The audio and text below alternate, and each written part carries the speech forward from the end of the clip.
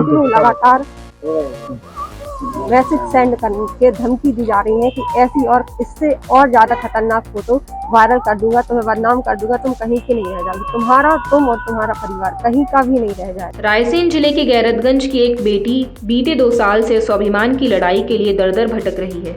उसने पहले दहेज प्रताड़ना से तंग आकर ससुराल पक्ष के खिलाफ जंग छेड़ी तो उसकी आवाज दबाने के लिए पति और ससुर ने नैतिकता की सारी हदें पार कर समाज को ही शर्मसार कर दिया।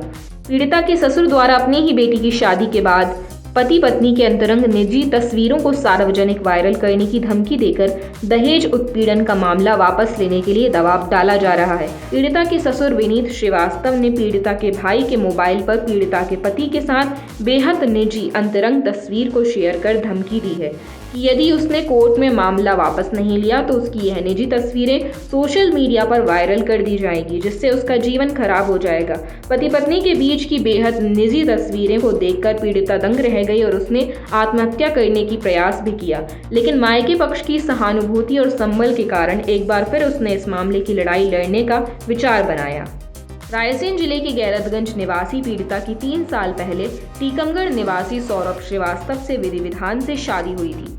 टीकमगढ़ जिले में आदिम जाति कल्याण विभाग के बड़े बाबू विनीत श्रीवास्तव ने अपने बेटे की शादी में लड़की पक्ष से 8 लाख करीब दहेज लिया था, लेकिन शादी के 1 साल बाद ही दहेज लोभी इस परिवार ने पीड़िता के साथ मारपीट शुरू कर दी। उसके मायके से और दहेज मांगना शुरू कर दिया। रोज रोज की तानों से तंग आकर पीड़िता किसी तरह मायके लौट आई और यहां आकर उसने 2 साल पहले ससुराल पक्ष के खिलाफ दहेज प्रताड़ना, मारपीट और शारीरिक शोषण करने संबंधित रिपोर्ट थाने में दर्ज कराई। इस मामले की सुनवाई स्थानीय न्यायालय में प्रचलित है, जिसमें पीड़िता का कानून पक्ष मजबूत होने के डर से ससुराल पक्ष ने अब पीड़िता पर समझौता कर केस वापस लेने के लिए दबाव बनाने के लिए जो घिनौनी हरकत की है वह जानकर भी दंग रह जाएंगे। मेरे पति सौरभ श्रीवास्तव की मेरी शादी टीकमगढ़ में 25 फरवरी 2019 से टीकमगढ़ से संपन्न हुई थी।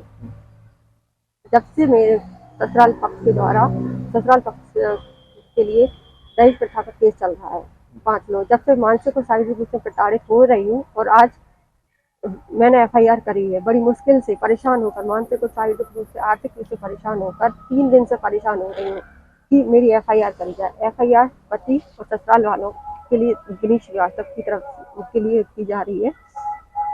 अभी क्या घटना दोबारा आपकी दहेज प्रताड़ना का मामला चल रहा था? 21 फरवरी 2023 को मेरे और पति की पर्सनल फोटो, प्राइवेट फोटो मेरे ससुर विनीत श्रीवास्तव के मोबाइल से मेरे भाई के मोबाइल पर सेंड की गई है। सेंड करने के बाद तुरंत डिलीट कर दी गई है कुछ देर बाद, और उन्हें कंटिन्यू लगातार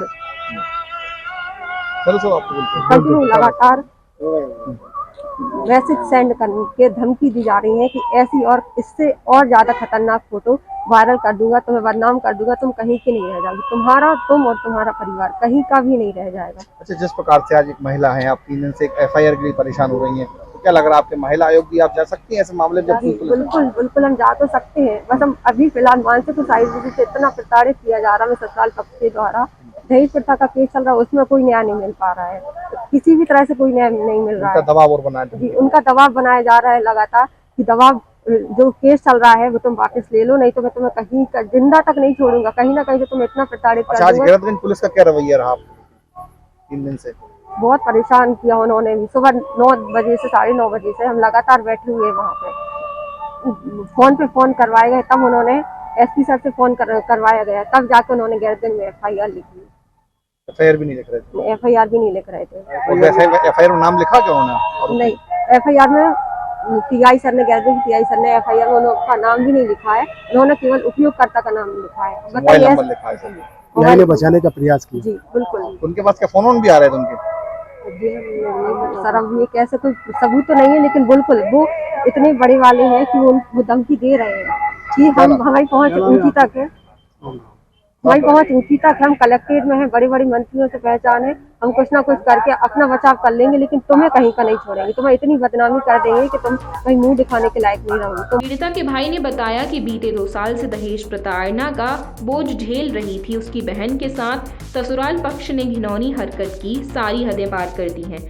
21 तारीख को जब उसके मोबाइल पर बहन की जीजा के साथ अश्लील फोटो आई तो मैं भी दंग रह गया। उसने तत्काल बहन को पूरा मामला बताया और थाने जाकर इसकी शिकायत दर्ज करने के लिए आवेदन दिया, लेकिन टीकमगढ़ कलेक्ट्रेट में आदिम जाति कल्याण विभाग के बड़े बाबू का प्रभाव इतना ज़्यादा था कि उसने रायसेन जिले के एक थाना प्रभारी तक को अपने प्रभाव में ले लिया और पीड़िता की रिपोर्ट बिना लिखे उसे थाने से चलता कर दिया।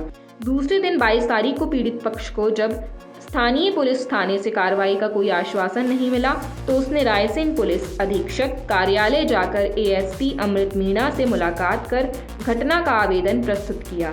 यहां से एएसपी द्वारा थाना प्रभारी को रिपोर्ट लिखने के निर्देश फोन पर दिए गए। मैं बोला कि क्या करना है ऐसा वैसा, वो बोले ठीक है हम आपकी, पहले उन्होंने 1 घंटे बैठाया, 1-1.5 घंटे बैठे रहे हम लोग थाने में। फिर उसके बाद उन्होंने 11-12 बजे FIR करने के लिए वो बोले कि ऐसे नहीं होता है, बोले वो जी हाँ आवेदन दूसरा लाइए, आवेदन में आपने सही से नाम नहीं लिखा है, किस नंबर से आया, पूरी फॉर्मेलिटीज होती हैं, ऐसे आप हम FIR नहीं कर सकते किसी के खिलाफ। तो उन्होंने घुमाने की कोशिश की और FIR नहीं लिख रहे थे मेरी। फिर जब मैंने कोशिश की और कुछ जगह फ़ोन करवाए बैठे, तब जब SP सर को फ़ोन आवेदन किया, तब यहाँ से जब फ़ोन दिया तब उन्होंने FIR लिखने के लिए स्वीकार हुए और लगातार वो यही चीज़ मतलब करते रहे कि आवेदन में आपने नाम नहीं लिखा है, आपने उसका किसी का नंबर नहीं लिखा है, किससे आया है, और व्हाट्सएप तो आवेदन जो आपने जो शिकायत आज FIR हुई इसमें आरोपी का नाम लिखा उन्होंने? जी उन्होंने बहुत देर बाद लिखा। जब उनको 2 बार 3 बार आवेदन को हमने मना किया कि सर हम इस पर नाम नहीं लिखा है। नाम कहाँ उनका उपयोगकर्ता नाम लिखा है? जी हाँ, अब वो एक ही जगह सिर्फ एक बार उन्होंने, जब हमने बहुत उनको बोला कि सर हम जब आपको नाम बता रहे हैं कि हम उस नंबर से मैसेज आया है और वो हमें धमकी दे रहे हैं। ससुर जी, मेरी बहन के ससुर विनीत श्रीवास्तव। पुलिस का उनका नाम नहीं लिखा? नहीं। क्या नाम था उनका? विनीत श्रीवास्तव, जो आदिम जाति कल्याण विभाग में है टीकमगढ़ जिला। आपने रिपोर्ट दर्ज कराई दोबारा, उसमें नाम नहीं लिखा, सिर्फ उपयोगकर्ता लिखा? जी हाँ, उपयोगकर्ता लिखा है और सिर्फ एक आध जगह फिर जब हमने बहुत बोला तब उन्होंने थोड़ा सा नाम उनका बोला कि उपयोगकर्ता है। हम यही चाहते हैं कि सर कुछ कार्रवाई की जाए, वो चूंकि बहन की हमारी जिंदगी का सवाल है, एक उसकी इज्जत का सवाल है। अगर ऐसे मानसिक रूप से प्रताड़ित किया जा रहा है उसको और उसको हमें धमकी दी जा रही है कि हम आपकी बहन की फोटो वायरल कर देंगे, आपको कहीं मुंह दिखाने लायक नहीं रहेगी और कुछ भी कर सकते हैं हम।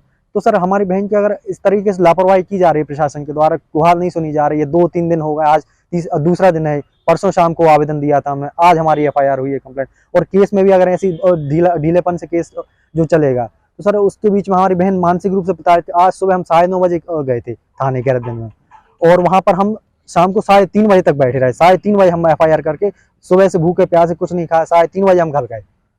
यही साहब का क्या रवैया ठीक नहीं था? मोबाइल जी रवैया नहीं था। उन्होंने मेरा मोबाइल जब्त कर लिया, बोले कि आपके मोबाइल पर मैसेज आए हैं तो बोले हम आपका मोबाइल जब्त करेंगे, जांच होगी, फॉरेंसिक डिपार्टमेंट भेजा जाएगा, भोपाल भेजा जाएगा और जांच होगी, उसके बाद आपको मोबाइल दिया जाएगा। प्रभावशाली है वो जो लोग हैं जिनके खिलाफ रिपोर्ट दर्ज करा रहे हैं? जी बिल्कुल प्रभावशाली है, वो अपने पद का गलत उपयोग कर रहे हैं और धमकी दे रहे हैं लगातार। उनके खिलाफ टीकमगढ़ में और भी कई केस चल रहे हैं, आरोप है उनके और उनके लड़के के खिलाफ।